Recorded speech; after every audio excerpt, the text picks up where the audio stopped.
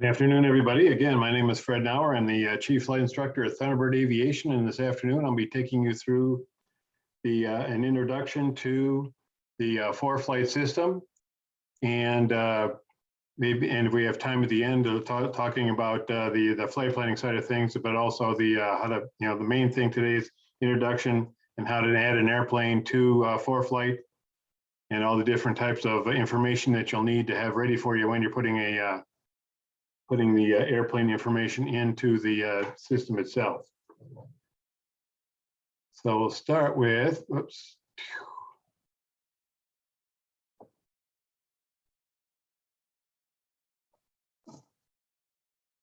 Start with a little share screen action here.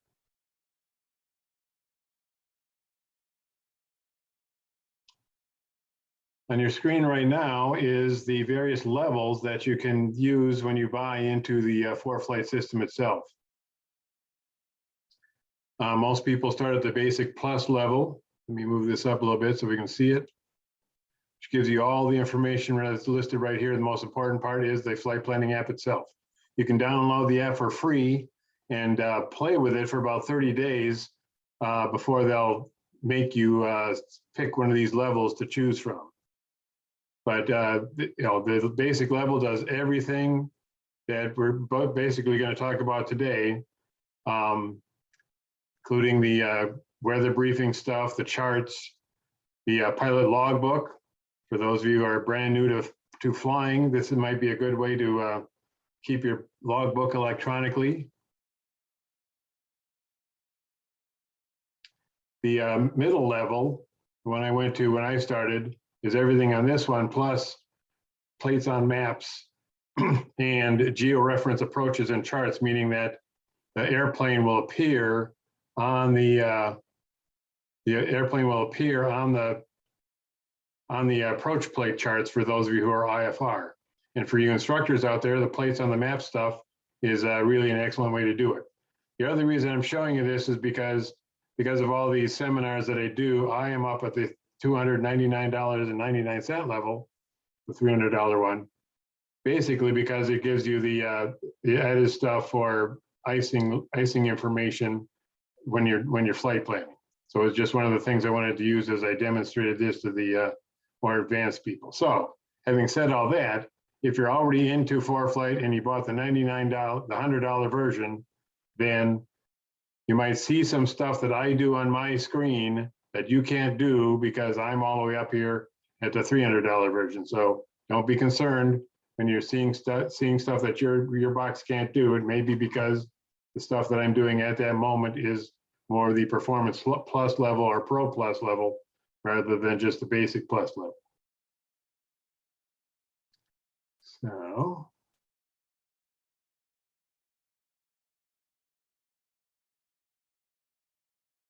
So let me go to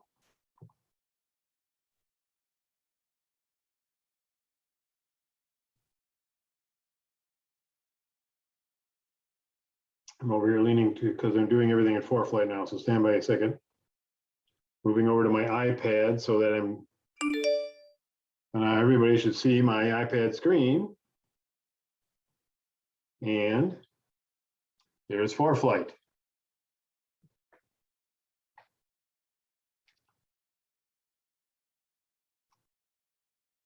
Right now I have what you're seeing on the screen right now is the sectional view. You can select the sectional by going to the upper left-hand corner. And you can, as you can see in the drop-down box there, you got VFR sectional, IFR low en route charts for IFR stuff, IFR high en route charts for those of you who can get up there into the flight levels, and even VFR flyways. But most of the stuff you can only pick one at a time. So if you switch to the IFR low chart, then the other one disappears. And same thing with the IFR high chart. So let's stick with the sectional right now because that's the one that most people have access to. When for the $100 version, you get, let me squeeze here and zoom in a little bit. Oh, come on, fingers, don't fail me now. There we go. For the $100 a month, you get everything that the United States government puts out. So you get Alaska and Hawaii, and way over here, that little white speck in that part of the ocean, that's Guam. And there must be something down here. What is this? American Samoa. So we got that down there.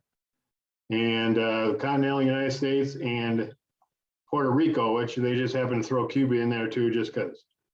So all the IFR charts, all the en route charts, all that stuff will be downloaded. It will be used. And if you're connected to Wi-Fi, you'll see all this stuff all the time. So zoom back into home plate here. So staying over here in the upper right-hand corner, there's also an aeronautical selection, which will be displayed on top of all the other information. And moving close here, still kind of hard to read the letters because the letters never get any bigger, or neither does the symbol. But basically, when they first put ForeFlight together,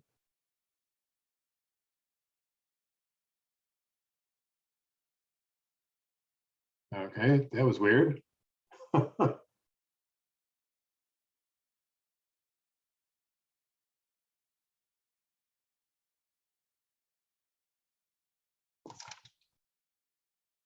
Can everybody still see ForeFlight?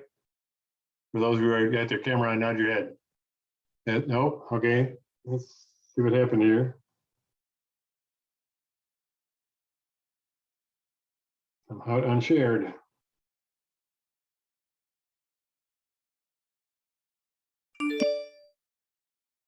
Try this again. So back to the situation here. In the upper corner there, the aeronautical selection puts all these symbols on the chart. When they first started doing ForeFlight, there's a version over here which will allow you to do track up. So the map will go, so the sectional chart can be upside down if you're heading south. And so people wanted to have a method on ForeFlight to be able to look at all the information on the chart without having to flip their iPad around. And so ForeFlight came up with this aeronautical chart, which gives you the basic information, and it is set north up also, is set to track up also. So as all the map underneath moves, everything that is appearing on the screen in the aeronautical section will keep north up, so that you'll be able to read the stuff all the time. When I check the aeronautical thing, all these blue squares over on the left side of the screen appeared. That's all the different information that you can get on the aeronautical system itself. So let's take all this stuff off and bring it up one at a time. So most important stuff is the top spot there. That's the airports. And if it's a blue airport, it's controlled. If it's a magenta airport, it's uncontrolled, just like the same colors on a sectional chart. But the cool thing about the airport information is if you zoom in, you get all the taxiways and all the runways and all the information of that, all the basic information about the airport, including the information about FBOs that may be on that airport. So there are ways of pulling this information up on a chart. But this way, if you don't want to spend the $200, get the $200 version, the airplane itself will always appear on the charts here. So if you're taking off from Thunderbird Aviation, then you'll know the airplane will actually follow along with you, traveling down the taxiways and getting set up for the runways and all that kind of stuff. I'm not seeing the airplane right now because the airplane is sitting, where'd it go? Right here in my house, just north of the big airport there. That little blue dot is the GPS location. So the ForeFlight puts the airplane, whatever airplane you decide to use there.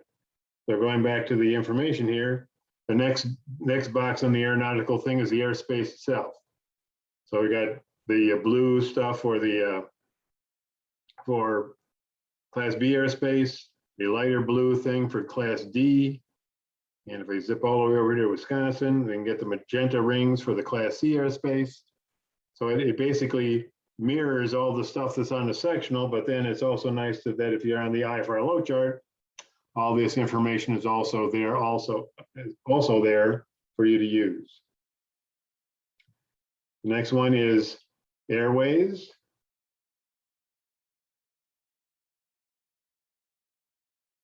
And then you got to really zoom out for this one.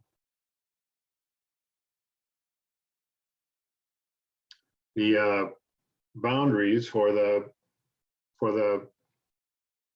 centers. Yeah, let's get rid of some of this background stuff. All the little dashed lines that you can see on the screen, those are the boundaries for the centers. If you're one of those who likes to know where that reach, when you're moving from Minneapolis Center over to Salt Lake City Center and that type of thing. The next one on the basic chart gives you the geographical details, like all the mountains out here. And finally, I got to zoom in for this one. Go back home here. All the highways and roads and stuff. So all that information is available on the aeronautical chart. I find this to be a little bit, for some people, like I said, when you're zooming in, be able to look at all the information about the airport itself. So that's pretty good. So I usually just fly around if I'm using the aeronautical chart information. It's just the airport set up, but that's just me. Other information available to you is a street map, which is available all the time, whether you're hooked up to Wi-Fi or not, and an aerial map. The only time the aerial map shows up, though, is when you're hooked up to Wi-Fi. So you won't be able to see this in flight. But for you VFR people who are like to do flight planning semi the old way, and you want to, looking at the sectional chart to see, I want to check, I'm going to use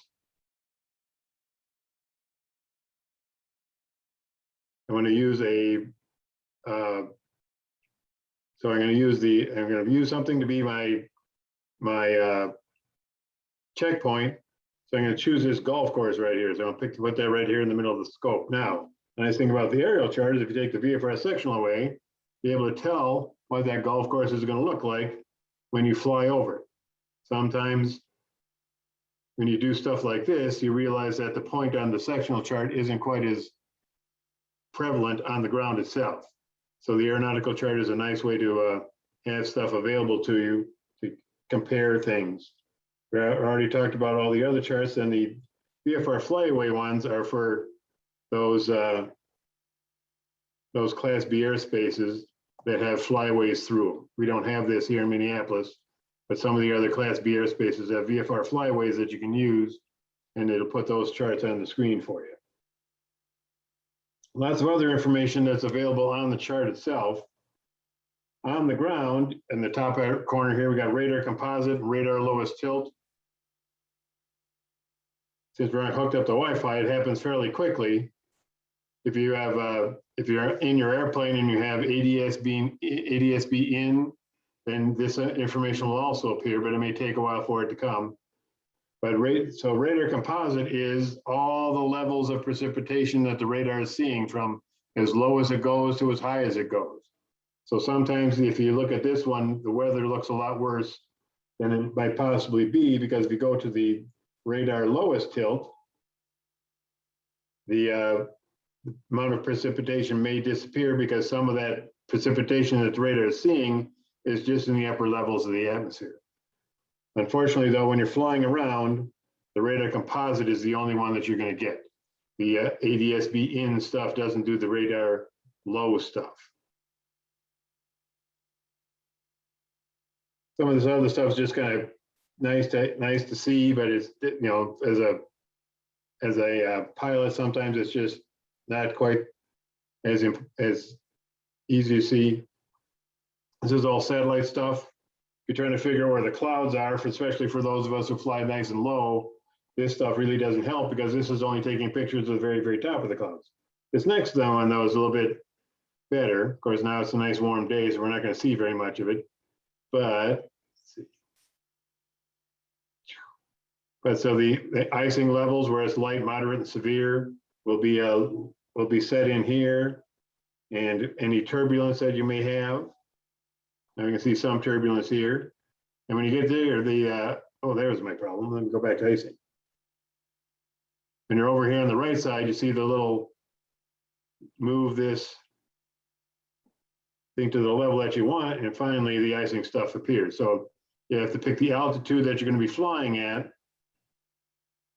to see if there's any icing there, or just move it along until you actually see some stuff appear to figure out where the icing might be.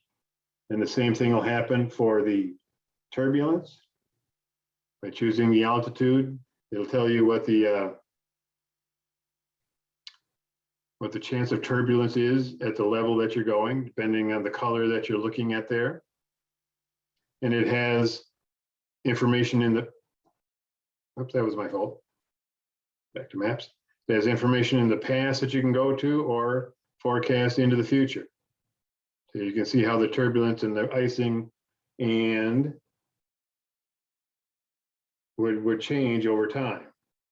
Cloud information, again, this is mostly the tops, but then because if you move the altitude down, it'll tell you what the clouds are like at that altitude. So this one's a little bit better look at what are the clouds going to be like where you're flying.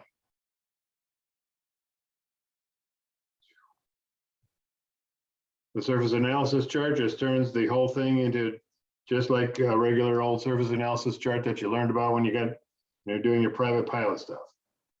Highs and lows and fronts and isobars and all the basic information about what's going on right now, and again, forecast it into the future. You can move the thing around. Up there, my airplane appeared for just a second. So surface analysis chart. When the temperature is aloft, this one might be, you might not be able to get this if you're on the anything less than the Performance Plus. I put it, so sometimes you get stuff on the Performance Plus where you're going, well, that's kind of cool, but what do we do with it? So it's basically set up so that you can tell what the temperatures are going to be. Looking at the bottom here tells you what the temperatures are in degrees centigrade and what the wind flow is. The only way to figure out what the wind is doing is tap the screen, get a spot there, and it gives you what the wind's doing at that point at the altitude you chose. So at 27,000 feet, the winds are at 95 knots. So everybody should be flying from California to Minneapolis, right over Arizona and New Mexico and Colorado today because of the way the winds are.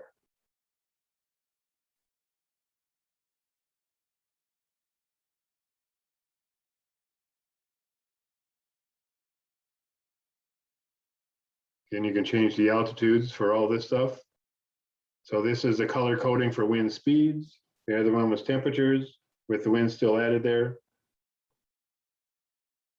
The hazard advisor only happens when you're flying, but what will happen with the hazard advisor is if you're too low, any hazards that are in your way, whether it's a tower or land, I'm probably not going to see that much in Minnesota, but probably towers and obstacles like that. But if we were able to see that, you know, the mountains would start turning yellow and red, saying that the altitude you're flying at is below those areas. The next one is the best thing that'll happen, especially if you have ADS-B in your airplane or connected up to a Wi-Fi like I am right now. This is the traffic information. Let's move in a little bit, let it settle in, get the hazard out of there.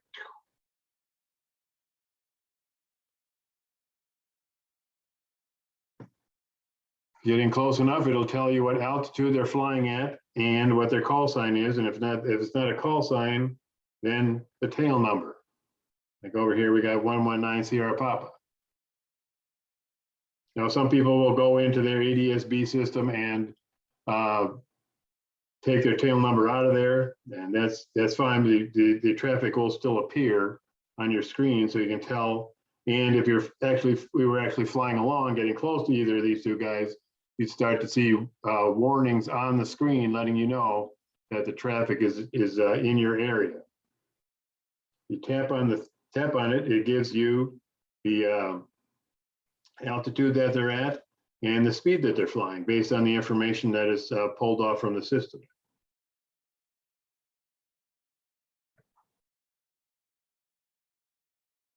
For you CAP guys, it's got CAP grids that you could use to for your help with your search and rescue. And the other information, just let's see here, too much stuff.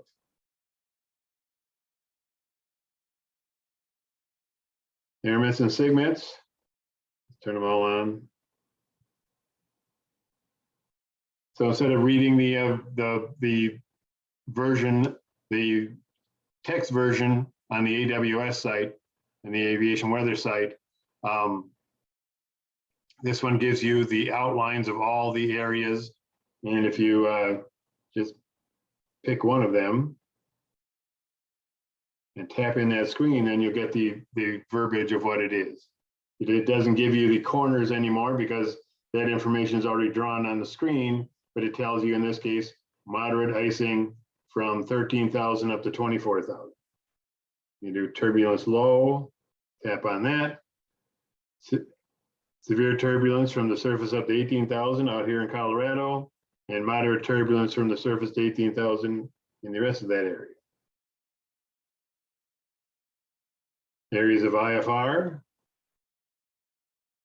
and icing, because they're both up there. And any place there might be thunderstorms that, you know, again, this is thunderstorms that could be happening in the future. So good thing for airmets and SIGMETs, for especially for the flight planning side of things. And temporary flight restrictions. So as you can see, all the permanent ones are there, like the one around Washington, DC, and the one that's down here in Florida for Disneyland, and the one that's way over here in California for, oops, that's too far north. There it is. One down here for Disneyland in California. But the nice thing about this one is, if we zoom in,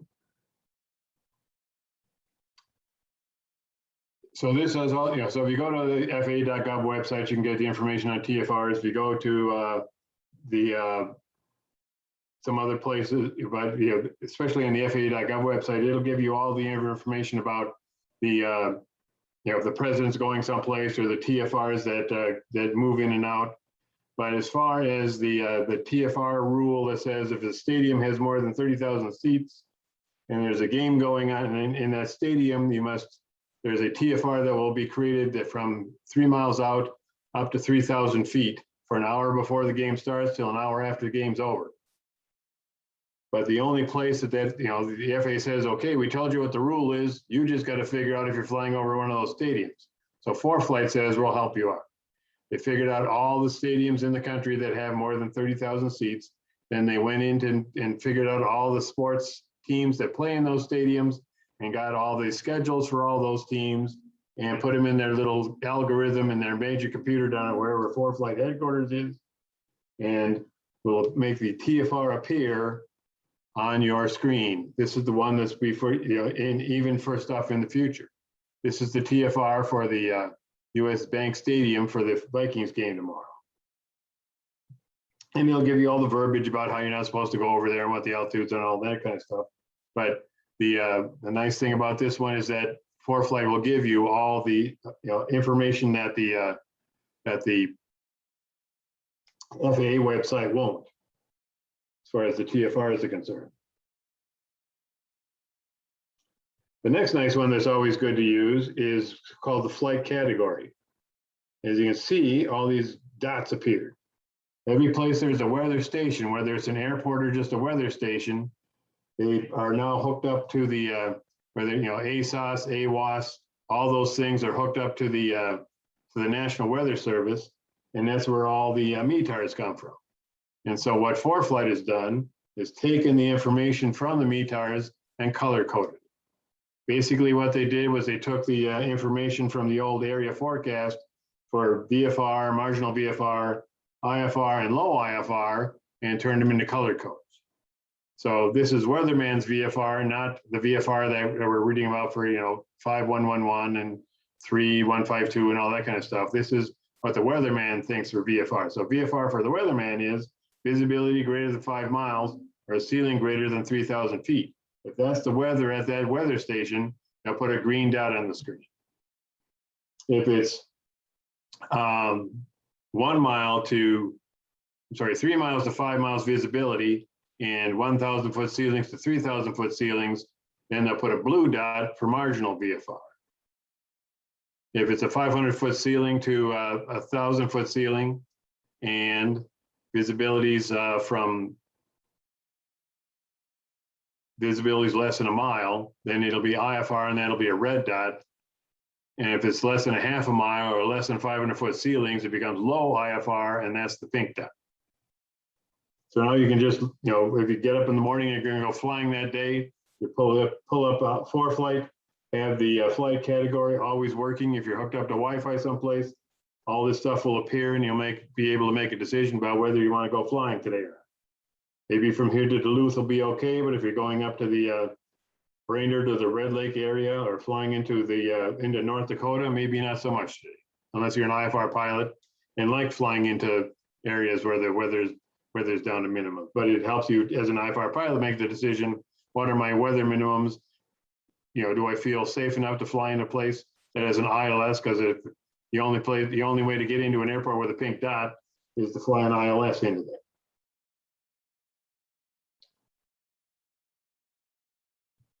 Surface winds are just like the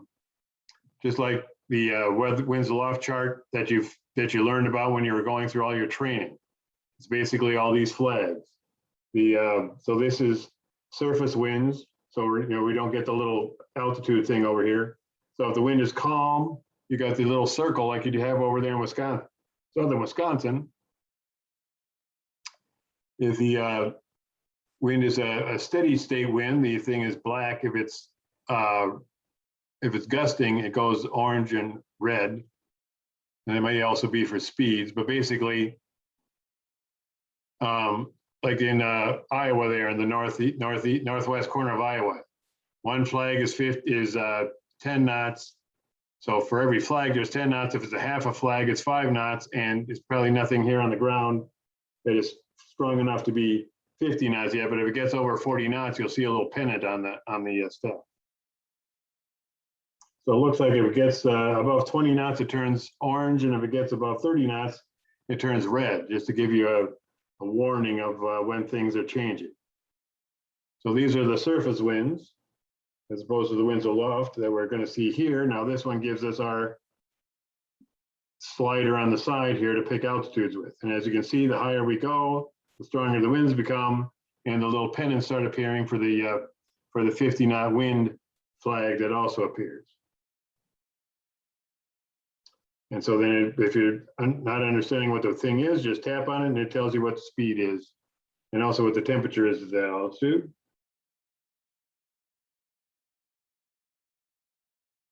And the temperature dew point spread. Just how many degrees are between the temperature and the dew point. So if it's anything more than looks like 5 degrees, then it'll be green. If it's looks like less than 5 degrees, it turns orange, letting you know that those are the areas where the temperature dew point spread is the smallest. And there might be a possibility, depending on the time of day, whether you're going to get fog or low clouds or something like that. So like I said, most of this stuff on this thing over here is nice to know, information that you can just kind of grab a hold of when you're doing your flight planning. When I'm flying, I'll always have the traffic up, and I'll always have the flight category so that I can see the information about the airports around where I'm flying. I think I missed some here. Winds aloft, temperature, dew point temperature, we got that. Pi rep information.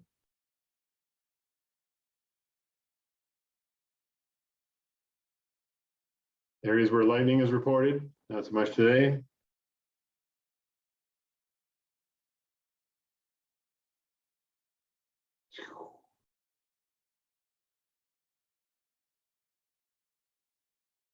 If you want to clutter up your chart, you put in the obstacles.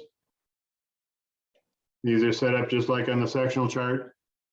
The little teepee is something that's less than 1,000 feet. The one that looks like an arrowhead is the more than 1,000 feet, and now they've even had the windmill symbol for the areas where there's lots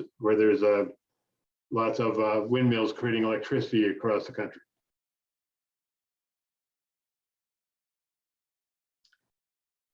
And if you're flying around and you're trying to figure out what the where's the best place to land for fuel prices, they have that for you. And along with that's 100 low lead, and then they have the prices for Jet A2 if you happen to be a jet driver.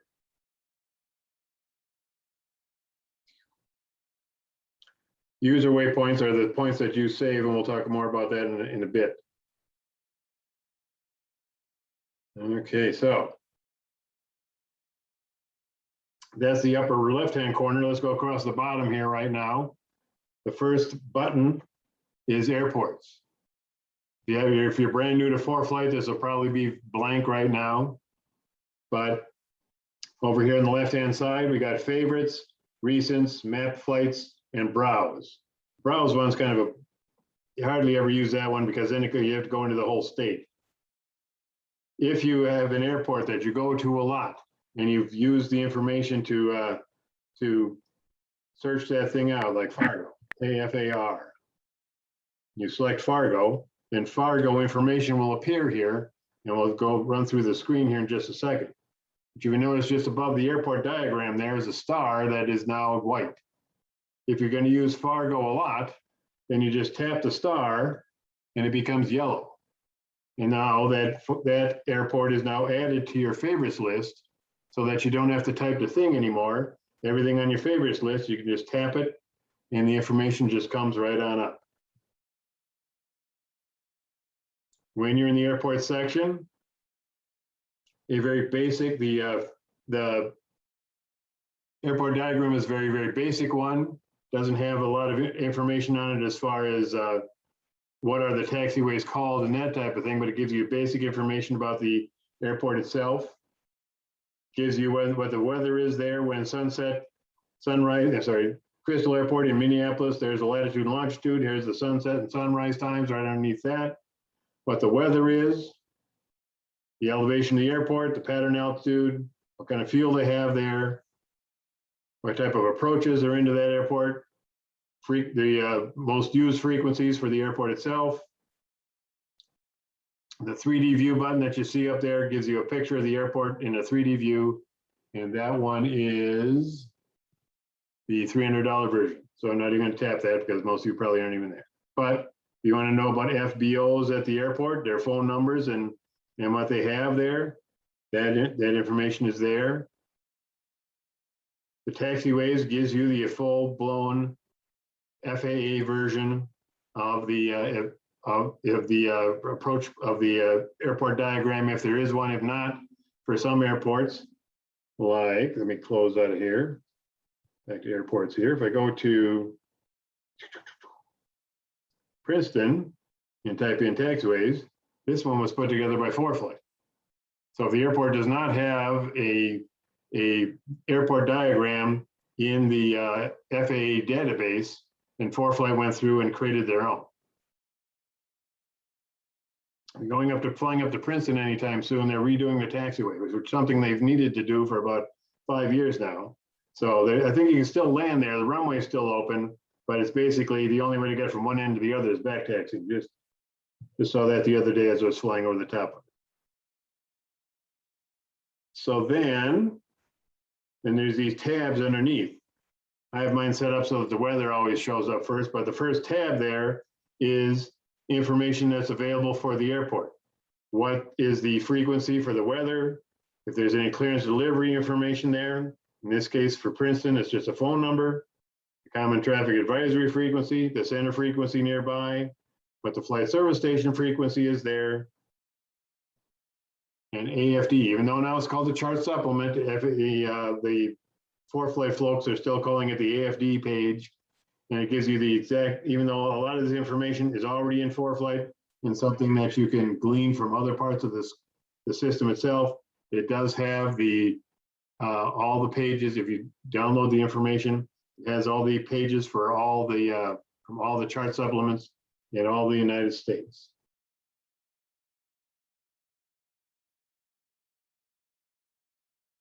nearby airports, operating hours, contact, when things change. And then down, for just for informational purposes, information about stuff in the area. The weather information, let me go back to an airport that's got everything available to it.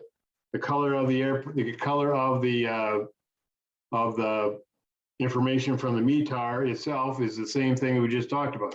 The green, blue, red, and pink will also be the way that the thing is printed on the screen here, so you know exactly what the weather is doing at that moment. And if you're still learning this stuff and trying to remember what all those symbols mean at the top, it gives you the basic information underneath, decodes all the stuff, most of the stuff in the METAR. The reason Princeton is gray is because one of the pieces is missing. For some reason at Princeton, the ceiling information is not available, so that one cannot give the color coding because it doesn't know where the clouds are. Then you got the terminal aerodrome forecast, and depending on how you have this thing set up, it'll either tell you the time in Zulu or the time in whatever you chose. I chose Central Daylight Time, so now you don't have to try to decode all this stuff in the forecast at the top, trying to figure out what time is it going to be. You just look in the forecast for the time you're flying or the time you're going to get there, and it'll give you, again, the color coding right away of what it's going to be like, and if there's any weather that's going to be in the area based on what the forecast is talking about, it'll write that stuff in there for you.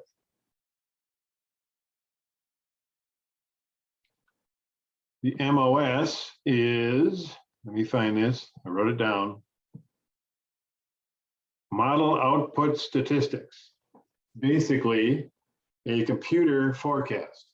I think it's like a grid. From what I read, it's like a grid forecast. It instead of having a human being in Minneapolis sit down and do the weather forecast and put that information out. This, I think, is created by the big, huge Cray computer down in Kansas City, where the National Weather Service is, and it creates a grid for the whole United States, and it takes all the METAR information in, and all the winds aloft, temperatures aloft, and everything like that, and comes up with its own basic forecast. So for those places that are out in the middle of nowhere, it gives you a basic idea of what the weather is going to be like, if not exactly at that airport, somewhere in the vicinity. It's one of those things where when you're doing stuff for the IFR folks, where you're looking at it and it says use reports and forecasts and all weather information, this is one of those things that can be labeled, that can be lumped into the all weather information stuff. Talking too much. Hang on a second.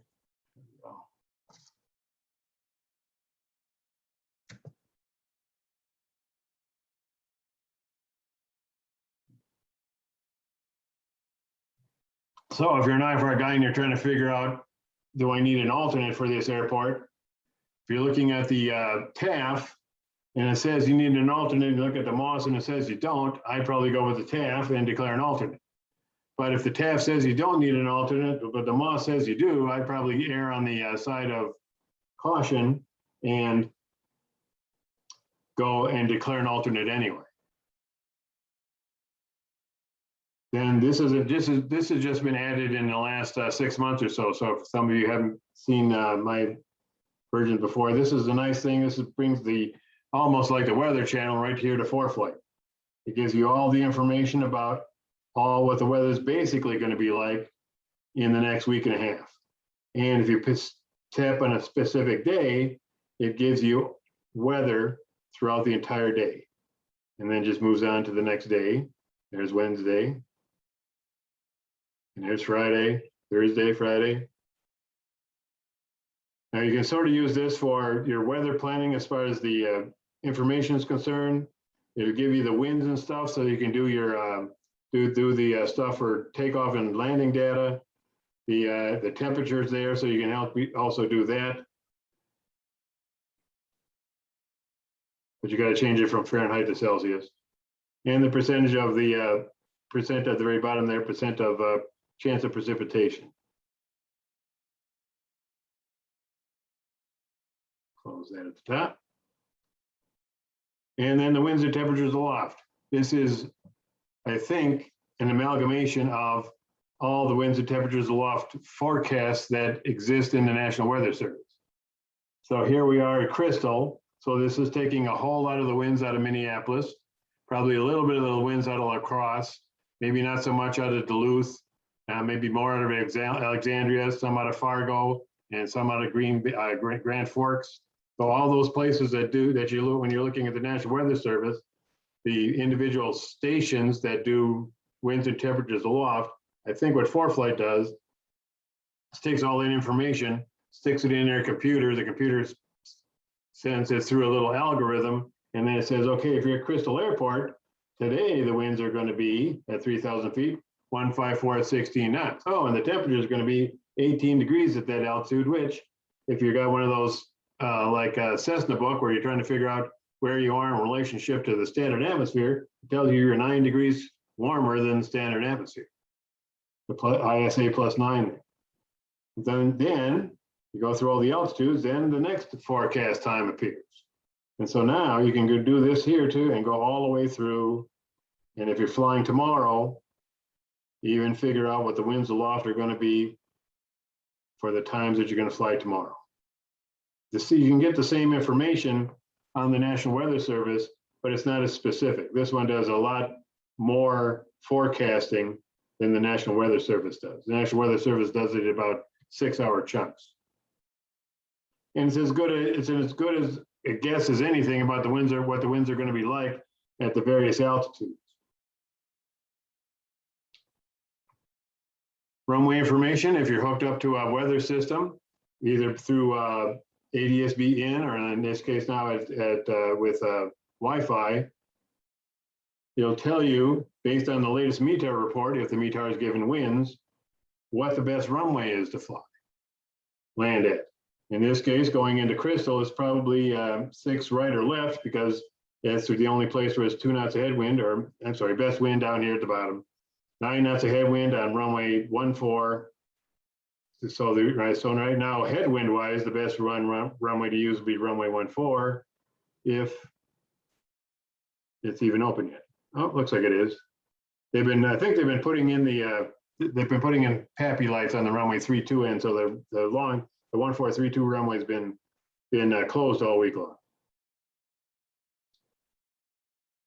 And when you choose the runway, it gives you what the information is in the out of the airport facilities directory, the chart supplement in the book, about what the lights are, the slope, if there's a displaced threshold or not, what the heading is specifically, what the there's no approach lighting, but we got medium intensity runway lights, we got threshold lights, we got a touchdown zone, and 2 navigation procedures into those runways. We'll talk more about that in a bit, because you can get the same information off the procedure page. The tab next to that. So the first one is airport. You got the ForeFlight diagram up there. You got the airport diagram and the hotspot diagram, which gives you the hotspot information right out of the FAA information. Back to airports. The airport diagram was just like the one we looked at before. But if it's a ForeFlight 1, that'll be the ForeFlight 1. If there's any departure procedures or takeoff minimums at that airport, they'll be under the next thing. Arrival procedures into the airport. So if you're coming out of the higher levels, most likely it is the one where you're going to be assigned one of these things. But if there's takeoff minimums that are non-standard for the airport, that'll be listed under departure. If there's alternate minimums that are non-standard there, you get alternate minimums, but the trick with that one is you tap on that, it takes you to the very, very first page in the chart book where the information is about all the airports with all the different airport alternate minimums. So you still got a page through here to find Minneapolis and then find Crystal under Minneapolis, because Crystal's not under C for Crystal, it's under M for Minneapolis, because I think all the ones that belong to the Metropolitan Airports Commission are all under M for Minneapolis. So then if you have the $200 version, when you get down here to the to any of these chart things, you notice over on the right side there, it says map. You can either look at the approach plate or the plate for the landing on the screen itself, and you can use this little square up here to move it around to make it fit the best way you want to on the screen. Then, so you can use the approach plate here, or if you have the $200 version, you can tap the map thing, and the approach plate will appear on the map. So if you're like an instructor like I am, and you're flying instruments with your student, let me get rid of the traffic here for a second. Flying IFR with your student, then you can see how well they're flying the approach and keep track of any other airspace that may be around underneath you. Now, if you pull yours up, it's probably going to look like this. You're going, Fred, how are you looking at the stuff underneath it?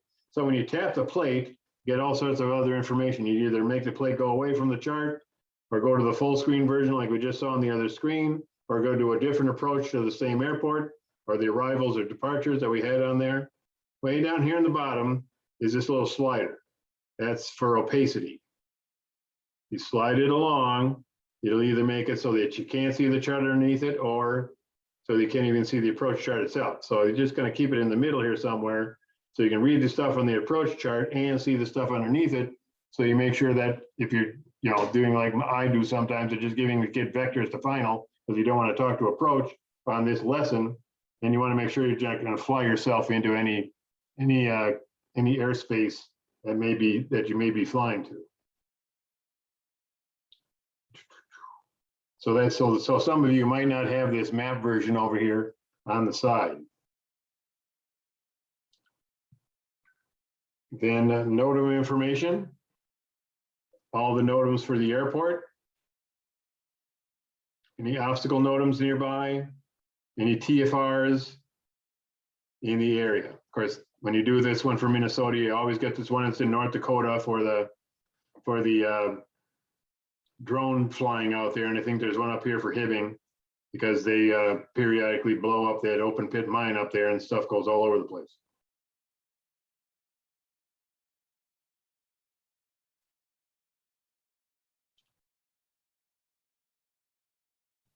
But this is the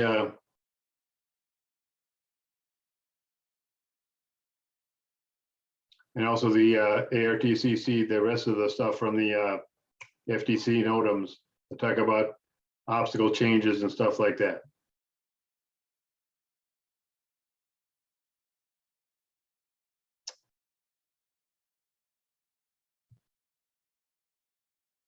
So the map, so that was the airport tab on the bottom. The next one is map. We close this. Let me hide that first. So the map's just whatever map you've chosen on the side there. When you tab map, that's the this page comes up. The place page. You can go in and save plates on your iPad from if you're connected to Wi-Fi. And but I have some students who have filled this page up with every approach plate that they could ever fly in the Twin City area, and it takes them 5 minutes to find the thing because it's harder than heck to see all the stuff when they're this small. So all I've done on my approach plate section where we add a plate to it is just do the Crystal Airport diagram and the Flying Cloud Airport diagram, because those are the two airports that I fly at the most, because we have operations. Thunderbird has operations at both places. If I may do a plug real quick, but you can, if you want to, tap add plate and go in and figure out which approach plates or whatever kind of plates you're looking for, and then add that to the system. Like I said, the easiest way to find approach plate stuff is go to the airport, hit the procedures button, find the approach that you want, tap on it. That's quicker than anything you're going to find unless you're really an organized person on that plate page itself. The documents page, let me close out of this thing. This page here that I call my documents is all the stuff that you can download from ForeFlight, and that's updatable. And so any of these things, so I have done the chart supplement book, because ForeFlight does not have, that's the only place to go to have the information about, it has the same pages in it that you can pull up on ForeFlight, but on this one, it has the stuff at the very beginning where it gives you all the information about what all the abbreviations mean and what all the little symbols mean and all that kind of stuff. So, you know, what are all the basic information that can appear on a chart supplement book explanation for an airport. So that's why I downloaded that book. But any of the FAA publications down here in the FAA stuff, you can download any of that stuff and have that available to you. So I got all the aviation instructors handbook and the pilot handbook and the instrument flying handbook, as well as the stuff that I'm doing is teaching. Some of the other stuff that I would suggest to you to download is, besides the chart supplement book, is the VFR chart sectional, legend.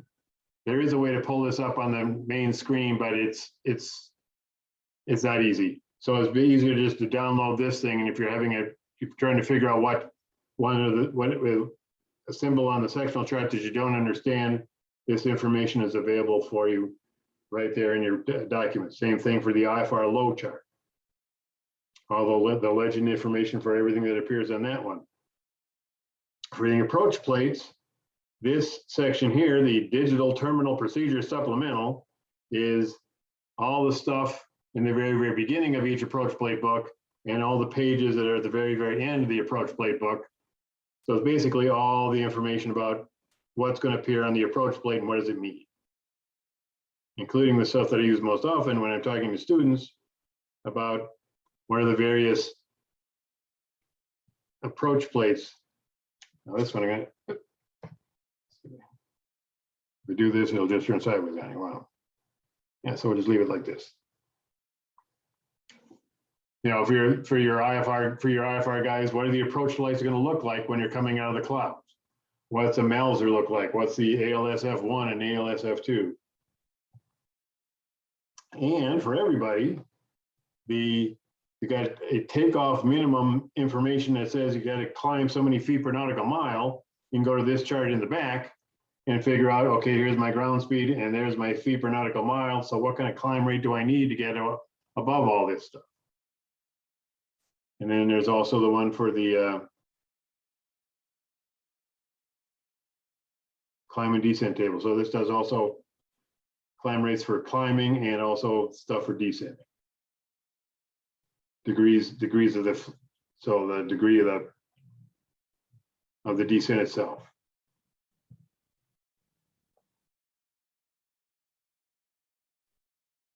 Now the imported stuff, outside documents, this is the stuff that I've downloaded that is not in the ForeFlight database.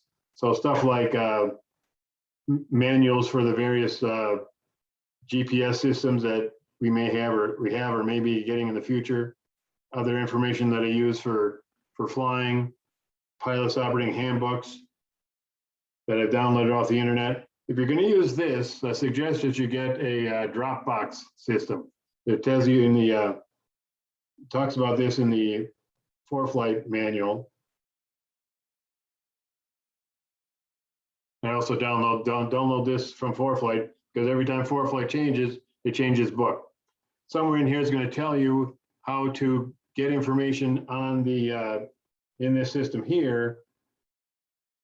So let me back up. So when I first got a very first iPad, I downloaded ForeFlight. I loaded all this stuff onto this for my information, and then in about 2 months later, I dropped the thing in the parking lot, and the screen broke into a million little pieces. So luckily, I had Apple Care, so I went back to Apple, got a new iPad, and downloaded ForeFlight again, and all this stuff under outside documents had disappeared.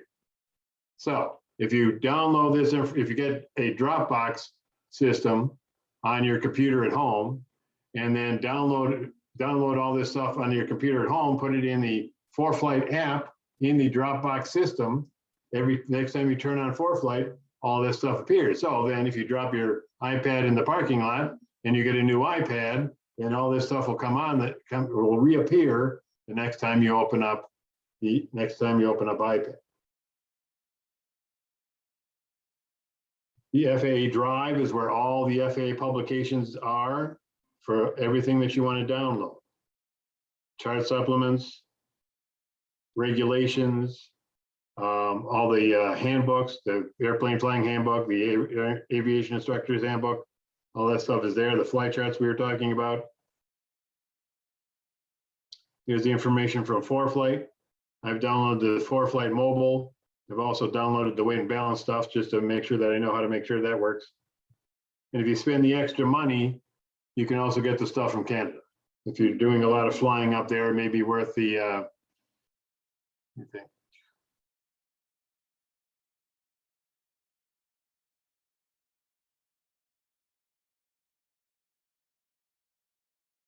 I don't have the Canada stuff listed here on the pricing page that I pulled up, but oh, there it is. It's $100.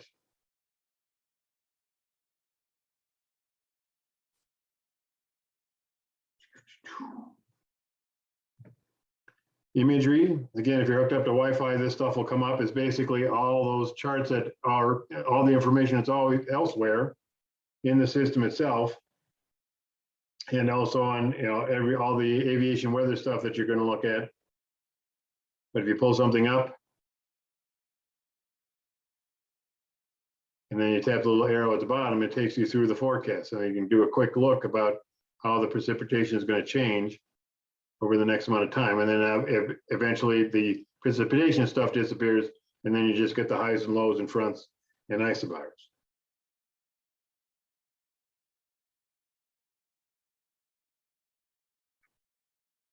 And like I said, I don't spend a whole lot of time on this because most of this stuff, information is also available elsewhere in the system. If you've loaded a flight into the system and filed it, the flights will appear on this page. We'll talk more about that when we talk about how to do a flight plan. Scratchpads, they have a preset scratch pad for ATIS information. And this is just like any other scratch pad. You can use your finger or your Apple Pencil and just draw just write stuff right on the screen. And then when you're done with it, you have to clear stuff and it just all goes away. They also have one for your IFR guys, for your IFR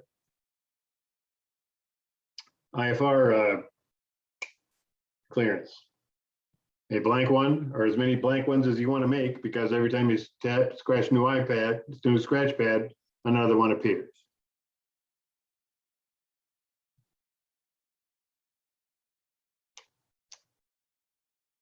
So ForeFlight has gone in, and if you're in the let me check real quick, make sure. Yep, this is at the $99 level. You can get when you download information about the airplane, which we'll talk about here in just a second, then you can also get the checklist. When there's the pre-flight inspection one before starting the engine, and you can even get, I don't know if you're going to be able to hear this or not. Throttle, open 1/4 inch. Mixture, idle cutoff. Siri will talk to you. Propeller area, clear.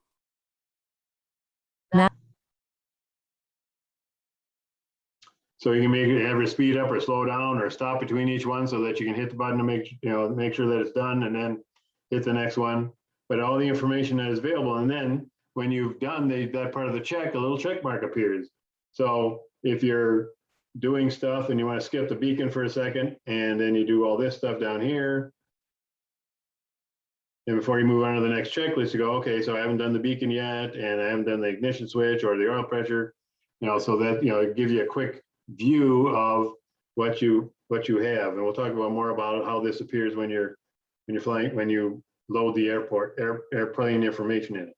But it's got normal checklists and emergency checklists. I guess there's no normal ones in the Cessna world, but emergency checklist, you choose the checklist and it tells you what to do if Obviously, some of this stuff you should have memorized, and you're not going to want to pull this up on ForeFlight while you're trying to figure out how to abort the airplane, but it's there anyway. So that's the checklist section. And I'm going to tap the last tab here for the more section at the end. This appears over here on the right side of the screen. The downloads, if you've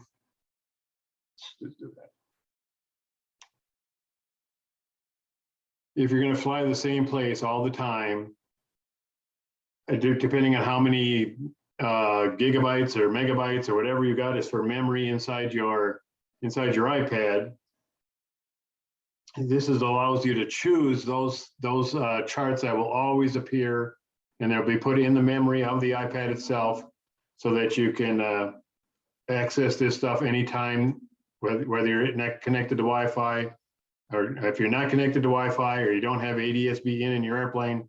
These are the charts that will be downloaded into ForeFlight. You'll be able to access them anywhere you are. So in the United States, you can go in and choose what charts you want to appear. So wherever there's a blue symbol there, those are the ones that I want to download. So the taxi diagrams, the terminal procedures, VFR charts, flyway charts, IFR low charts, the high resolution base map and high resolution terrain, because that's what you can use that for some of the other fancy things that you can do on the upper levels. Then go down and put a check mark next to all the states that you want all that information to be downloaded for. So this way, that way you don't have to do the whole United States. And if you paid for the Canada stuff, then that appears at the bottom here. So pick the charts that you want, pick the states that you want those charts to be downloaded for, and then when that information changes, up here down by the little more symbol at the lower right-hand corner there, there'll be a little red circle with a number in it telling you how many things there are available to download for ForeFlight. And you can choose to have this anytime you're connected to Wi-Fi, it'll just automatically download, or you can just wait until you do it yourself, or that you're in a Wi-Fi system that you want to use. Then the download stuff will appear, and all the things that need to be downloaded will appear at this point, and then you just hit download, and all the things that just automatically starts downloading for you.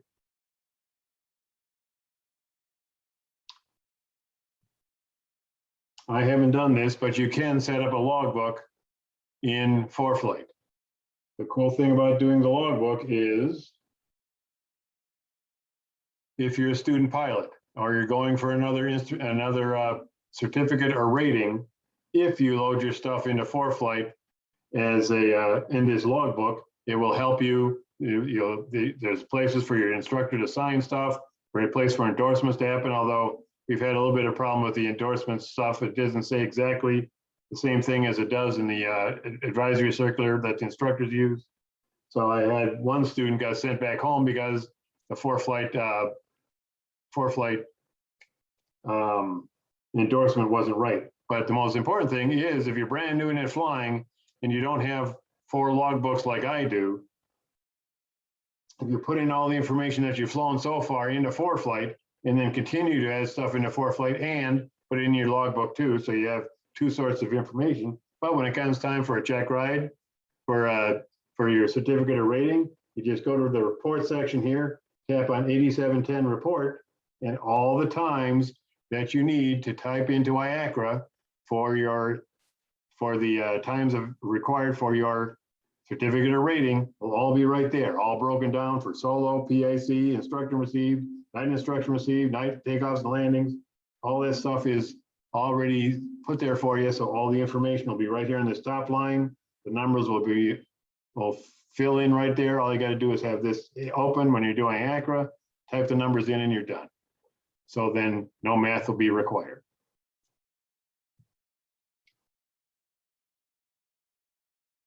You can add log aircraft, add instructors, and what your qualifications are.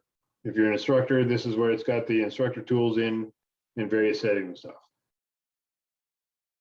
So if you're interested in doing the logbook, then download the ForeFlight book and use that. Let's back up a second. Aircraft. So now,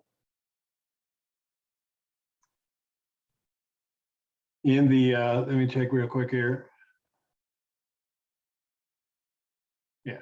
So if you're in the $300 level, some of this stuff on the airplane stuff will automatically happen. If not, you'll have to load this stuff in yourself. But you go to the aircraft section in More, and you notice every time you tap something in More, it appears just to the left of the More tab down there, so that you can use that to access it if you want at any time until you tap More and change the thing. You can add the aircraft. If you're in the upper level, like I said, if you type in the tail number starting with the letter N, it will look in the FAA database, and if it finds it, it will add all the information in there for it. If it's not in the FAA database, then you have to go in and set this stuff in for information in yourself. So then it means getting the POH out in some situations, making sure. But when you're putting the information in about the airplane, the tail number at the top there, make sure it starts with the letter N, because there are some countries out there right now that have 4015 Juliet that for a tail number in their country, and it'll get all confused if you're trying to download the information on that. So just make sure it starts with the letter N for an United States registered aircraft.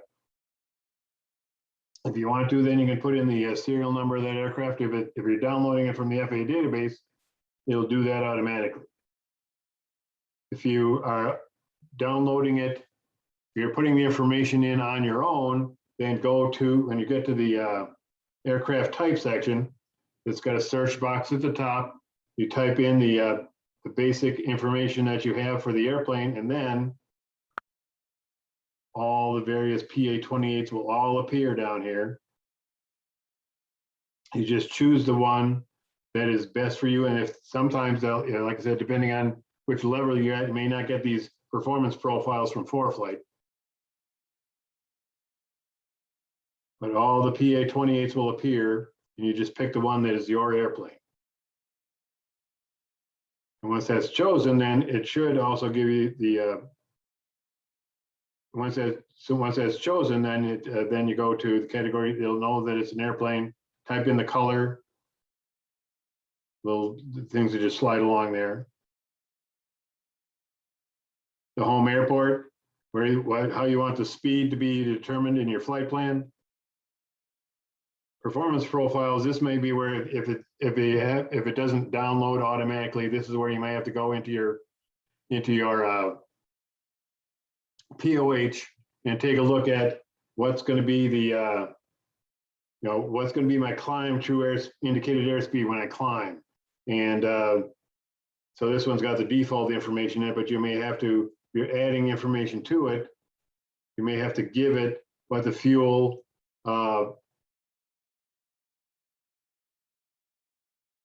the information about how much fuel is using at that point, especially for best power, best economy, and that type of thing.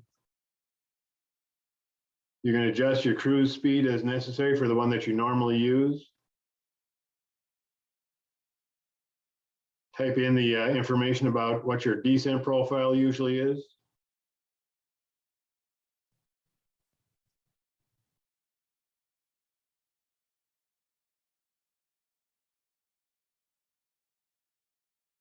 Once all that information is done, then the yellow performance profiles will disappear. So since this one was memorized in the database, it went through the information about the airplane and was able to figure out the serial numbers of all the airplanes that belong to that group. And whatever takeoff flaps you normally take off with. Now, the nice thing about this glide performance section is on the chart. Let's see if I can find it. Got that up here.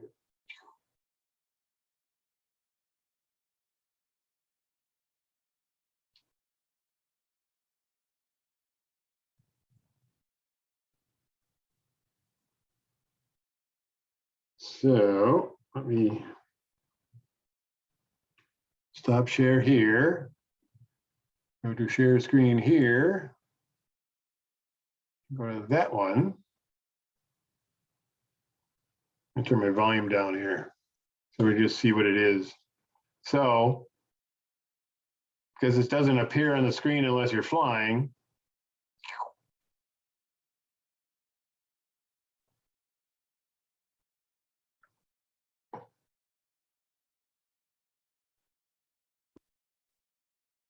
If you put in the information about the glide performance of your aircraft,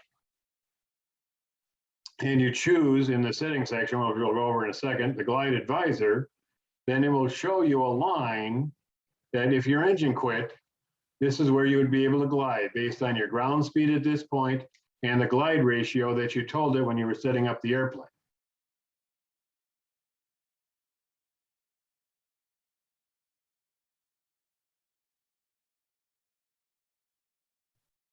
It only happens if you're above 200 feet, but once you get above 200 feet, then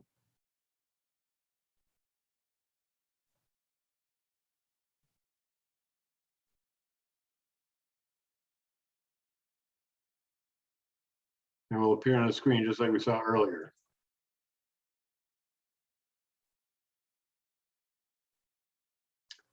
So it's got to be above 200 feet for this to happen, and it's based on the glide information that you give it. So stop share another screen.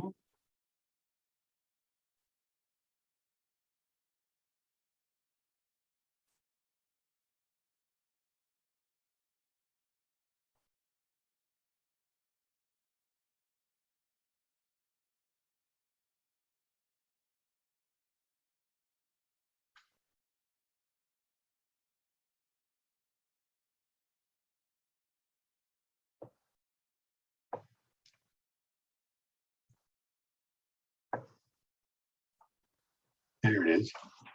Sorry for that. So how do you figure out what your glide ratio is? Because you need to make sure that both of them are set up in ForeFlight so that you got feet and feet or miles and miles for whatever the glide ratio is. So the easiest thing to do is go into your pilot's operating handbook, find the glide ratio chart that gives you the information about what altitude you're at and how far you're going to go. And then what I would do is go to the 6,000 foot height above terrain level, go over to the line itself, and then straight down. And that's the number you're going to put in ForeFlight because that's your glide ratio. The 6,000 feet is a 1 nautical mile. And so that's a 9-to-1 glide ratio in this airplane. So back to this puppy.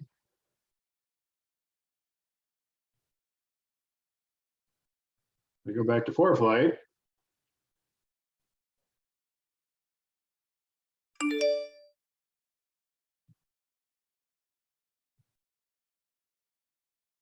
You put in your glide speed right out of the pilot's operating handbook. Then beneath that, you put that number that you came up with on your glide distance chart. When you went to 6,000 feet above the terrain, moved over to the line and straight down, whatever number that ends up being, just type that in there.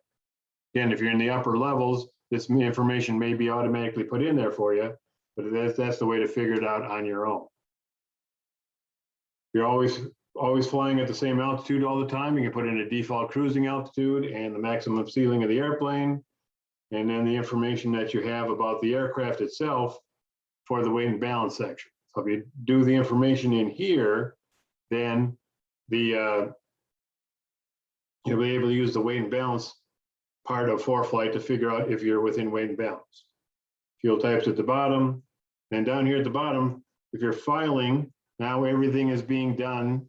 Nothing's being done by the FAA flight plans anymore. When you call 1-800 weather brief, they're putting everything in the ICAO format. So ForeFlight is doing the same thing.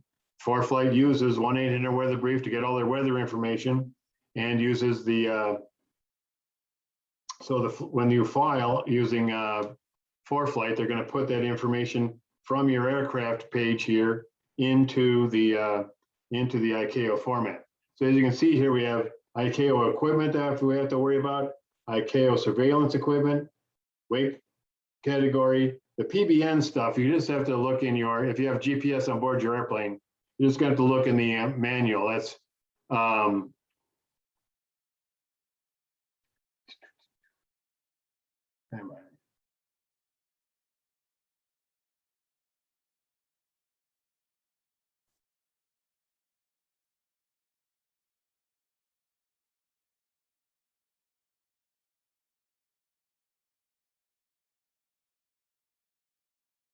I had PBN in my mind just a little while ago, but it's basically has to do how accurate is your GPS system? What kind of things can you do with your GPS system?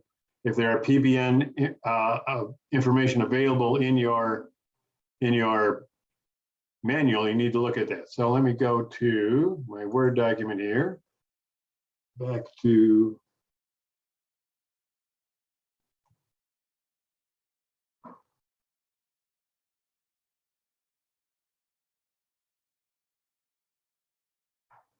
this share screen to this page. Okay. So as you can see, the ICAO equipment, there's a whole list of stuff in the when you're looking at this. So I broke it down to stuff that we're most likely going to see in our airplanes. So if you're flying around the Twin Cities, you're most likely going to have the letter S in your ICAO equipment. That's for a standard comm nav setup and includes at least one two-way radio and a VOR and an ILS. So most of the time for the basic equipment in the airplane, you can put an S. If you have a WAAS enabled or space-based augmentation system enabled GPS system, then you also want to put the letter B. If you have a GPS that's not WAAS, just put in the G. GNSS is Global Navigation Satellite System. And if you have the just regular ComNav with a VOR and a DME, then it's going to be S and D. The surveillance equipment is what kind of information do you have, what kind of systems do you have in your airplane that will transmit your position to other aircraft and to the ATC system. For people flying around the Twin Cities, it's most likely going to be the letter C for a transponder with mode A and mode C. If you just have mode A, then the letter is letter A. Then if you have ADS-B in your airplane, here's the other, you have to take a look at your ADS-B information to figure out whether you have a 1090 megahertz system or a UAT system in your airplane. Both of them are authorized, both of them work just fine. But B1 and B2 are for the 1090 megahertz, U1 and U2 are for the UAT systems. Everybody here in the Twin Cities should have at least B1 or U1 because you have to have an ADS-B out system to fly in the same airspace where a transponder with mode C is required. The weight category is L, M, or H. Most of the people I believe that are on this call today are probably in the light area. So here's the PBN stuff. There's just two examples, but like I said, look into your GPS manual because you have an RNAV, C2 is for an RNAV2 GNSS system. What does that mean? I looked it up. It's basically means that you're able to do LNAV and LNAV VNAV approaches. So, and this S1 RMP approach is probably if you have WAAS on board your airplane. But again, take a look at your specific GPS manual to figure out what performance-based navigation, there it is, all I do is get to my own page here. Performance-based navigation level your GPS system has, and add that information to the information on your airplane if you need it. So,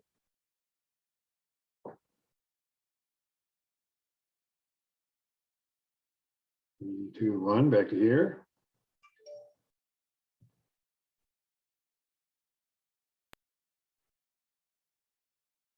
So there. So in the filing section under ICAO equipment, the airplane I have is a D and an S because it had DME on board, and it is a standard VOR, ILS, ComNav airplane. We have B2 because we have ADS-B in and out in our 1090 megahertz ADS-B system, And we have the letter C for the transponder with mode A and mode C. And L for the lightweight category. The other stuff that has been added to, because of the ICAO flight plan, is all this information about dinghies and life jackets and other emergency equipment on board. So if you have life rafts on board your airplane, you want to fill in the information here about how many and how many they can hold and what color they are. You got life jackets on board your airplane that have that information. I believe this radio one, I need to tap that to let them know that we have an ELT on board. The other stuff is for the for other emergency type radios that you would have available to you.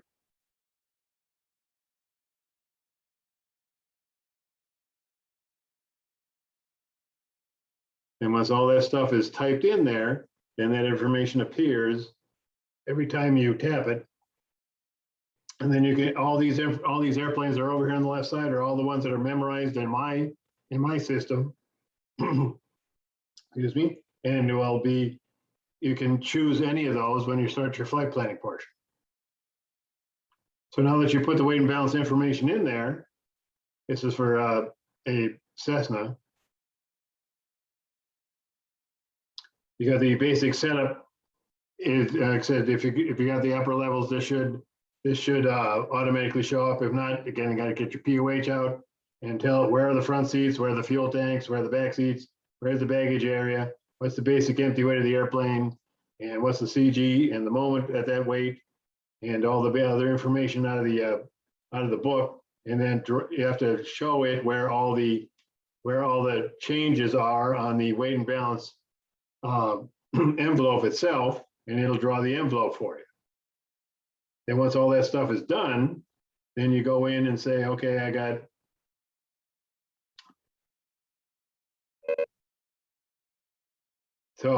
me in the front seat and a co-pilot at 170 pounds, 2 people in the back at 170 pounds, and bingo. I'm already out of weight. I don't know if you heard the little beep beep when it happened, but everything turns red, letting you know that you're out of weight.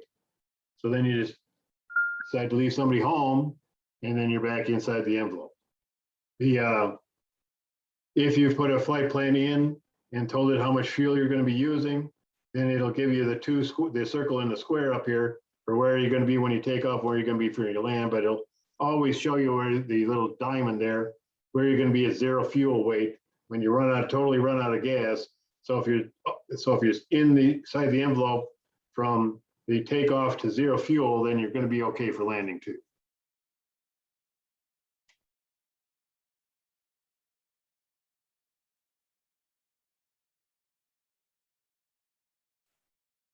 Track logs are something that happens if you record the flight.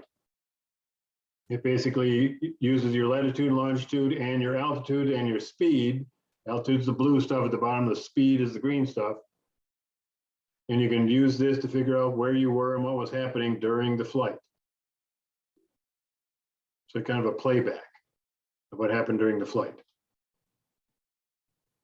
Then you can take this information and turn it into a file that can be read by Google Maps. And you can put this on Google Maps and you can actually see what part of the world you were flying over. And in Google Maps, you can get a 3D view to be able to see where you were going up and down and all that type of thing.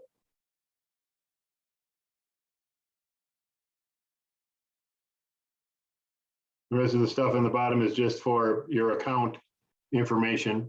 And you can, if you have already have a Jeppesen account, you can apply that to ForeFlight, and whatever approach plates and stuff that you're getting from Jeppesen will be downloaded onto ForeFlight also. And then right at the bottom of the more set section here is settings.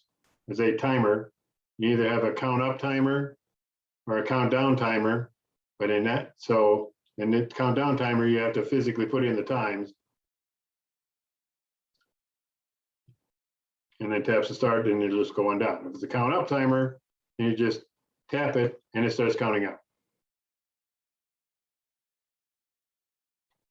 I'd rather use my phone with the lap timer on it because I like to do how long was each leg.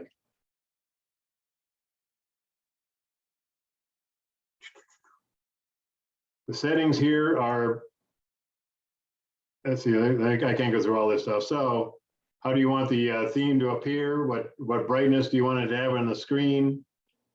To show weather first is if you go to any airport, the weather information is going to come up instead of the information tab.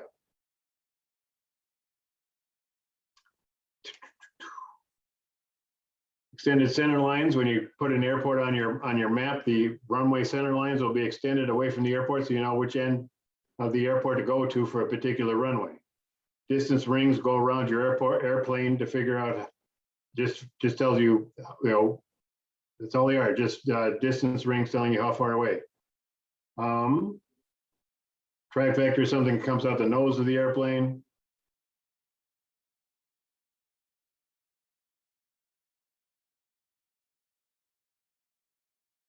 What type of pointer do you want to have in your airplane on ForeFlight for what the airplane appears as it flies around the chart? I just basically put in the basic high wind. You do have some military aircraft. Unfortunately, they don't have the F4 in here, so I'm sticking with the Cessna. Oops.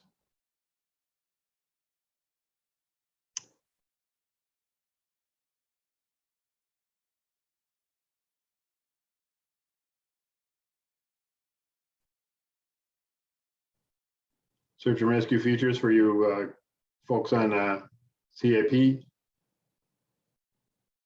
So I'm going to leave this to you when you just realize the settings here. This is the way you can go in and personalize exactly how you want ForeFlight to set up for it. Okay, so in the 30 minutes we have left, let's talk about flight planning. Flight planning for your VFR is really, really easy. You tap the FPL button at the top here.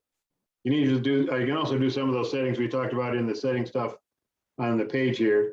The flight, and then let me skip before we go to flight plan. Right next to that is the synthetic vision. If you're hooked up to a ADS-B system that gives you GPS information, then it will figure out what level is, and you'll be able to use this as a backup, not as an emergency backup. This cannot be your primary means of navigation, cannot be your primary means of altitude and heading and that type of thing. But at least give you some information about what's going on. And obviously, if the whole screen is red, you're way too low. And if the obstacle you're heading to is red, you're way too low. If it's yellow, you're getting close. If it's green, then you're probably okay. The one you're probably going to use most often is the next one over, which gives you information on the bottom. And again, this can be personalized. I start with estimated stuff for the destination, what track I'm flying, the bearing to the next point, ETE to the next point, how many miles that is, and what my ground speed is. But there's all sorts of things that you can put down here. Some of this stuff is, nice to know. Some of it's kind of interesting. Like when I'm doing a check ride, if the kid's getting offline, there's a cross-track error system in here. It tells me how far we are from the line on the chart. So, and when you tip this up on its end, you don't get as many of these. So that's why I usually fly with this thing on my lap in the landscape version, landscape version. So that's the stuff at the bottom. And then this is all the flights that you had, and the same thing, you got favorite ones and the stuff you did recently. So back to planning. Hit the flight plan button. The flight plan information appears. Over on the left side here, you choose the aircraft that you're going to be flying that day. And all the information that you put into the airplane section over in the more stuff will automatically appear, including the altitude that you normally plan to fly at. Then tap the screen and tap the flight plan screen, then the keyboard appears at the bottom, and type in where you're going. And magenta line appears on your screen from your airport. And since you have both airports, every place you put an airport on the flight plan, those extended center lines appear. Cool thing, so how many times, I won't make you raise your hand, but I can't remember how many times that I've always pointed myself towards the wrong end of the airport, thinking I'm landing on runway 32, and all of a sudden the number on the runway is runway 14. So this helps you when you're coming into the airport to figure out where you're going. So that's it. That's the easiest thing to do as far as flight planning is concerned. Then you can take off and just stay on the magenta line. But if you're a little more old school like I am, and you like to pick points along the way, then you can say, okay, after I get done climbing, I'm probably going to be out here by these two lakes near Highway 94 in Rogers. So I'm going to use that as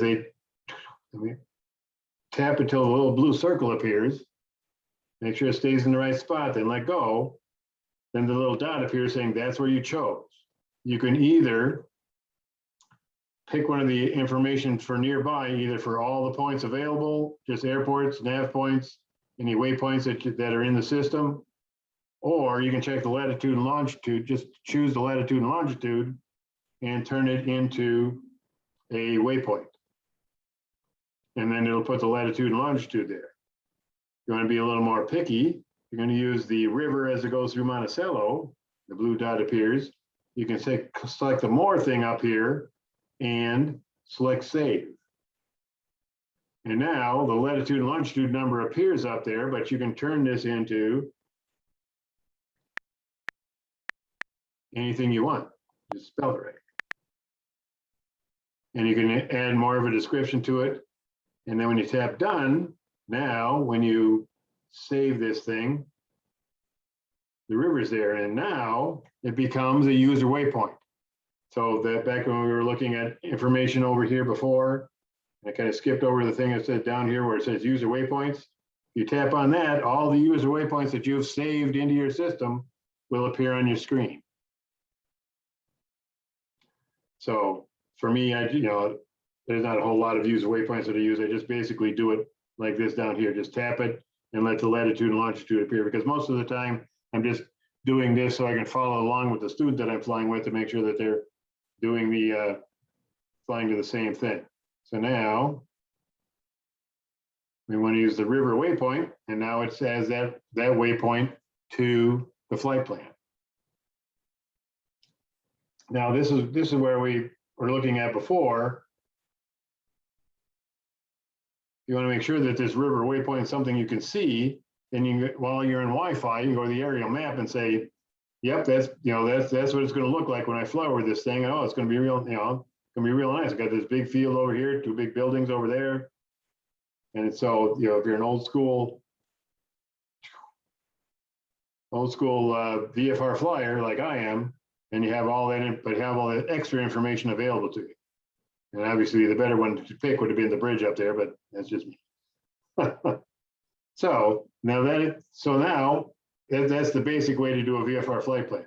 Then, if you hit the procedures button over here on the side, there's a thing called traffic pattern into Fargo. If you tap that, the winds are calm at Fargo now, so it's not going to tell you which one's the best runway to fly into. Well, let's say we were going to fly into runway 31. You tap that, and you figure out, okay, from the direction I'm coming in, what would be the best way to do this thing? So there's the pattern altitude. Maybe, can I do a 45 degree? Should I fly straight in? Well, then it's going to look just like that. And I tap that to add to the route. Well, maybe I shouldn't do it like straight in because, I'm in VFR, I'm supposed to fly it around, and obviously this is a towered airport. So that's, so they may give me the thing, but if it's after the tower closes, maybe I want to do the 45 to downwind for runway 31. Well, that looks like it's a little convoluted because I have to go past the airport, turn around, and come back. So how about cross over midfield? That's what it did, is it moved the course line over a little bit to set you up so that it gives you the information to go, and then the teardrop in here saying, yep, that's the one I want to use. You add it to the route, and now when you get up to Fargo, That's drawn right there on your map for you.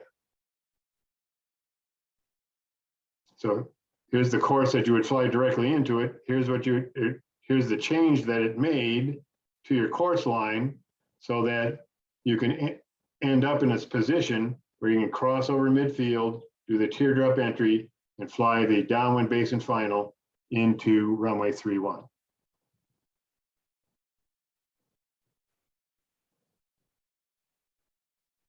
Once you're done with all that stuff, then while you're flying, you can tap the nav log, and as you're flying along, all the information about distances, and once you start flying, the speed that you're flying and how long it's going to take you and what time it's going to take you to get to that point will all be here.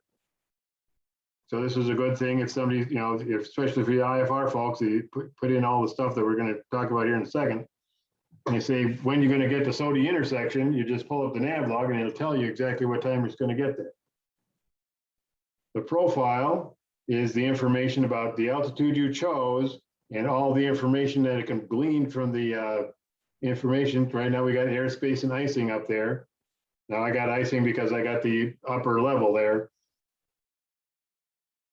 But this blue, so the blue stuff you're seeing there is the Class B airspace. There's Class D airspace going along. Here's the TRSA when you get close to Fargo there. But if you say, okay, maybe I don't want to fly at that altitude, maybe I want to go lower. If you tap on this thing and bring it down, if you get too low, then the yellow and the red start to appear. So you also get the obstacle clearance stuff here.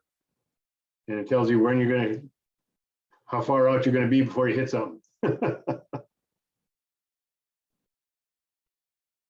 But the cool thing about choosing an altitude is whether you do it in the flight plan form itself or using this route section, you tap on the number and it gives you this information here. And it only goes as high as the airplane will fly, but it gives you all, you know, this is an average wind of the entire route, but it basically tells you no matter what altitude you're at, the higher you go, today you're going to have a tailwind, which is kind of weird going from Crystal to flying to Fargo. Usually the wind's the other direction, but because the way the winds are today, you're going to have a tailwind, so it helps you pick what altitude would be the best one for you to fly at based on the tailwinds. Now, the other thing you got to worry about is how long is it going to take you to get there? Is that tailwind going to be enough to take the time to get up there in the first place? But it also gives you how much gas you're going to use over here on the side if you've loaded the airplane into the system and you told it what kind of fuel flow you're going to have. So then you can pick the new altitude based on that.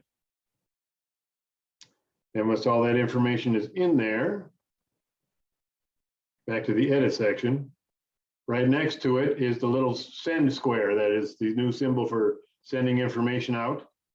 You can either email it to somebody, you can look at it in the flight section, which we're going to do here in just a second.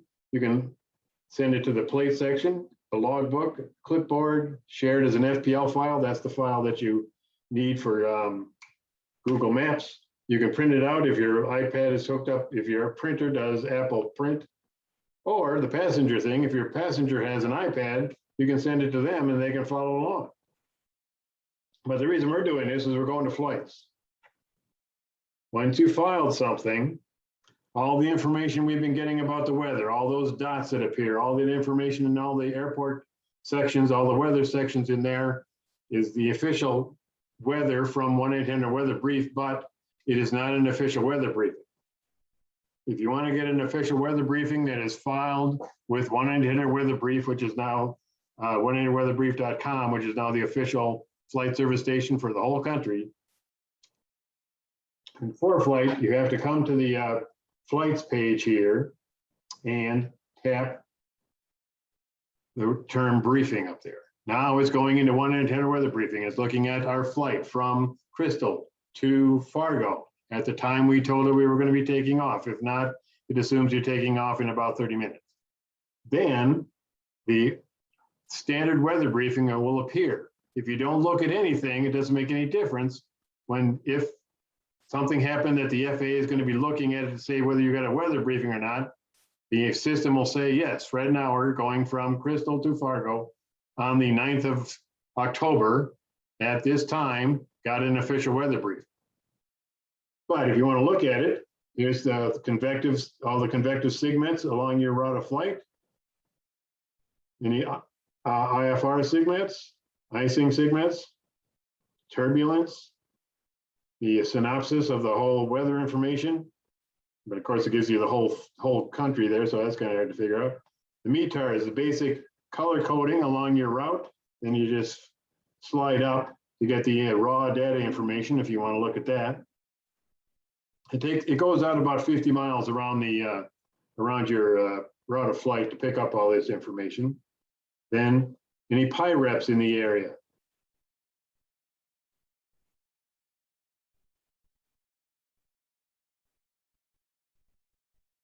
Cloud coverage, and you can look in the future to see if the cloud coverage is going to change any.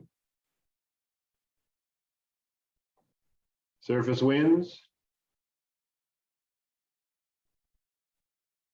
TAF, same information, basic green dots or color coding dots for the places that give terminal aerodrome forecast and the information down underneath. And it'll even highlight the one for what it's going to be when you get there. So there's no having to decode the times anymore. Then it's the wind chart at 4,500 feet. And what's going to look like that from the side, and whether you can pick a higher or lower altitude to do that. The basic winds aloft, including in the interpolation already set in there for you for the filed altitude. And this is all based off of ForeFlight system here, whether the wind's going to be like as you fly along. So even though it says it's going to be 12 knots all the way along the route of flight, that's the average one. You can use this to kind of get an idea of where it's going to be strong, where the winds are going to be stronger and where they're going to be less. All the NOTAMs and the NOTAMs and the NOTAMs and the NOTAMs and the NOTAMs and the NOTAMs and the NOTAMs. And then we're back to the beginning. So that's the way you get an official weather briefing using ForeFlight. Back, typing the briefing button here in the flight section that you'll go to when you tap the little send button. Now, if this is something you're really going to do and you really want to file this, whether it's VFR or IFR, down here in the lower right-hand corner is proceed to file. This is one more chance to make sure that you have all the information is correct. And if any information is missing, then it will let you know that you have to add that information into it. But you check and make sure that all this stuff is correct, then tap the file button, and this thing goes right into the 1-800 weather brief system. And so then when you get, and for you VFR people, when you take off and you've got contact flight service station on the flight service station frequency saying I want to open my VFR flight plan, it'll be in the system for it. All the exact same stuff will happen for the IFR people, and the filing and the weather briefing and all that stuff is exactly the same. The main difference will be up here for the let's go to the IFR low charts, since that's where we're going to go. Let's go to the same, let's clear this out. Let's do the same flight. Let's do KMIT to KFAR. So you can either do it this way, and then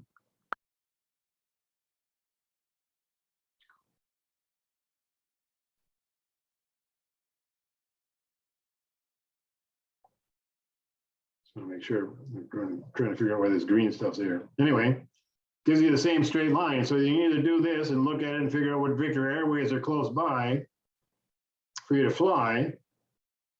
And then, so wait, see, if I just go up to Gopher, I may be able to pick up Victor 2. And if I stay on Victor 2 and go through Alexandria, stay on Victor 2 and go all the way to the Fargo VOR and then go into the airport. So then what you can do then is tap one of the things that are already there, insert before KFAR, and just type in GEP, then insert. And so now down here, we go from Crystal to the Gopher VOR. Then if you tap KFAR again, insert before, if you do Victor 2 and insert, it puts you right along Victor 2 all the way along. And when you go to the nav log, all those intersections that are on the route get added to your flight plan. So as you're flying along and you get the ETA information out there, the ATC says, when you're going to get to Tilbed intersection, you just pull up the nav log and they'll have that time there right for you at the end. Now, if you're in a big hurry, back to edit, oops, back to maps. You tap the route section and it gives you all the routes that have been, all the IFR routes that have been cleared by ATC in the recent history. So there's go for Victor 2 to Fargo. Here's the same thing, except somebody wrote out all the intersections. There's go for Victor 2 to Alexandria. So then you don't have to go through and figure it out yourself. If that's the one you want, just tap that. Now the trick is, this one's going way too high. So you got to be careful with this. I'm looking at this now. This one's going at 12,000 feet. So you want to be careful with that. You want to pick something that is closer to the altitudes that you're going there. There's the 4,500 foot one, 190 knots, cleared over a month ago. Tap that, and nothing's going to change up here. Except it added, it added Fargo, the VOR in there. So this way you can choose and make sure that the routes that have been cleared before give me something to choose. Like I said, be careful. Don't pick this one down here because that's at 12,000 feet. Then back to procedures. Now that we're flying IFR, approaches into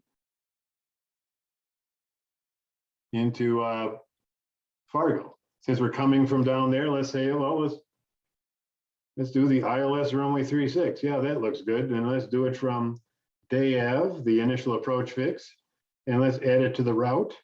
And so now all the information and all the distances and everything along that instrument approach plate. And because I have the middle version, it automatically added the approach plate to the map. All that information about how long it's going to take you to fly that thing at the speeds you normally fly approaches at will be added to the system, and it will add that to the total distance, the estimated time en route, and how much fuel you're going to use to get there.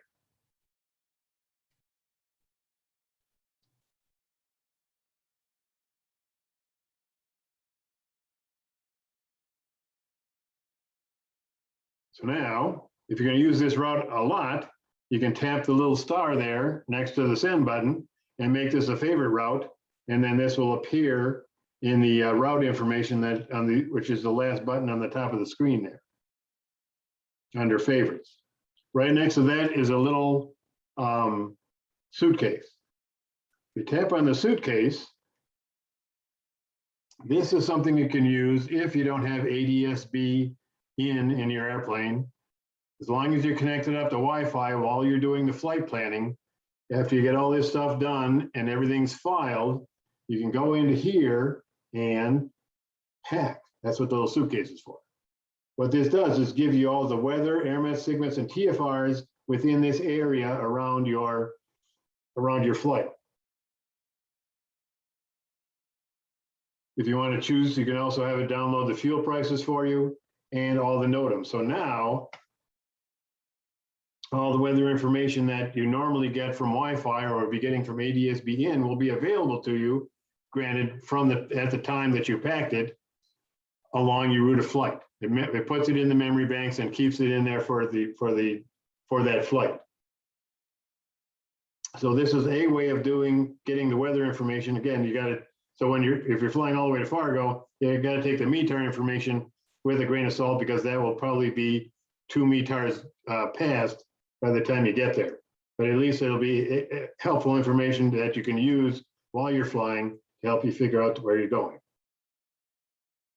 If you do all the things down here, it says it'll be 18 megabytes of stuff.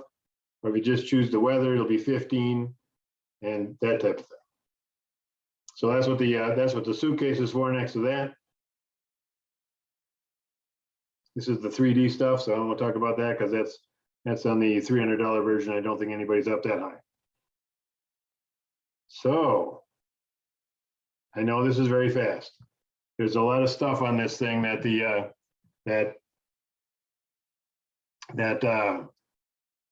you know, when I first tried to do this in an hour, it was impossible. When I go to the I do this sort of this same speech every year at the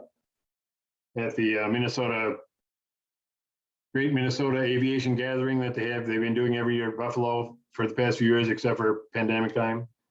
Then they only give me 45 minutes, so I got to talk real fast for that one. Any questions? I got it set up so that if you want to unmute yourself, you can do that.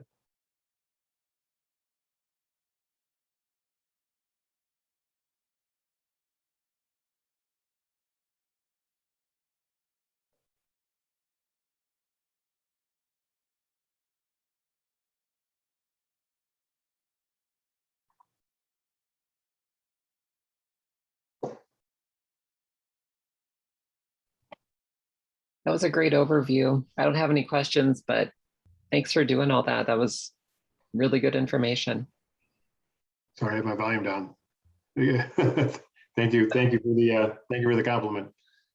Any questions about any questions about stuff I was talking about that seemed to be a little bit confusing?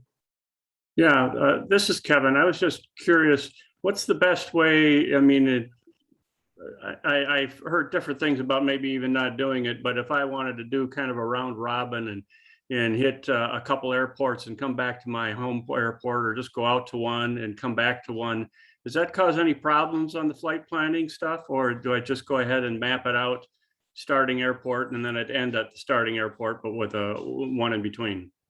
Yeah, no. So when there's nothing wrong with being able with doing that. You know, when you're looking at the information in the future about what you did that day, it'll just say, like in my case, KMIC to KMIC. But then when you tap on the flight, it'll show you all the different places that you flew to. Okay.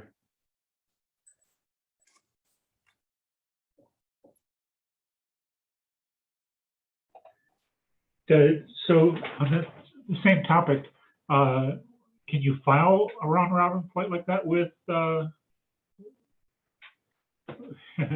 Yeah. that you're stopping at this airport and you're still continuing back?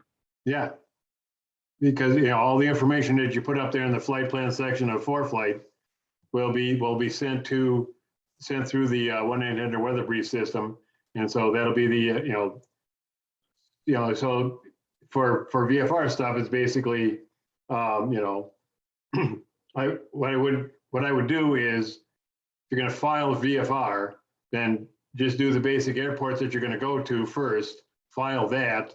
Then if you're going to be like me and you're going to go back and put your checkpoints in there, put the checkpoints in after you've already filed it, so that they don't get all those latitude and longitude things that make absolutely no sense to them. But if you're going to go from Crystal over to Crystal out to up to Brainerd, over to Duluth, down to Mora, and then back to Crystal, just put all those airports in there and file that. Then that information will be sent to the 1-800 weather brief folks.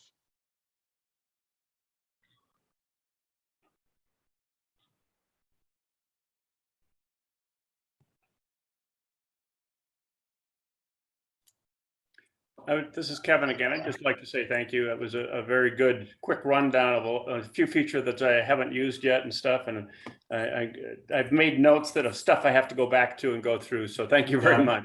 Yeah, that's basically what you need to do at this point, is write down the stuff that I talk about, and then, like I said, download that book that talks about, download the ForeFlight book, because when ForeFlight updates, if they need to change the book is updated at the same time, and that way you can go in there, and it's got a wonderful search engine in there. You can search by terms or by content, by the table of contents or whatever. They've organized that thing very well.